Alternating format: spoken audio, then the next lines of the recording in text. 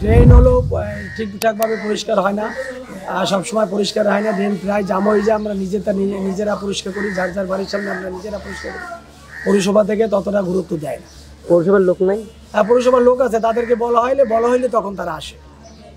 নিজেরা নিজস্ব দায়িত্বে আসেন। আমরা যদি বলি যে আমাদের ড্রেন ওভার হয়ে গেছে, তখন দেখা যায় সমস্যা মনে করি, তারপর তারা পৌরসভা থেকে লোক পাঠায়। বৃষ্টি বন্যা হলে ড্রেন জাম হয়ে যায়, তখন তো বাড়ি গাড়ি তলায় যায়। ড্রেন পরিষ্কারটা খুবই দরকার। এটার ব্যাপারেও আমি পৌরসভাকে আমি মনে করি যে তারা এই কাজটা করলে আমরা একটু তাদের কাছে উপকৃত হব। ধন্যবাদ। তো গন্ধে বাচ্চা অসুখ বিসুখ ছাড়ে না, তারপর মশার জ্বালায় তো টেকতেই পারিনি, দুর্গন্ধ এত বেশি, মানে ময়লা আবর্জনা এর মধ্যে টেহার কোনো কাজে না। আমাকে সবাই মানে অ্যাজমা শ্বাসকাশ হয়ে গেছে এই ড্রেঙ্গের গন্ধে কোনো সহ্য হওয়ার মতোই না। এই ড্রেঙ্গটা যাতে ওই যে আমরা খুবই আর কি উপকার হইতাম। আমাকে যদি ভালো হইতো, পরিবেশটা সুন্দর দেন, পরিবেশটা কত খারাপ, এই পরিবেশে টেকা যায় বাচ্চাগুলো দুনিয়ার সমস্যা আছে আমরা ড্রেঙ্গের জন্য।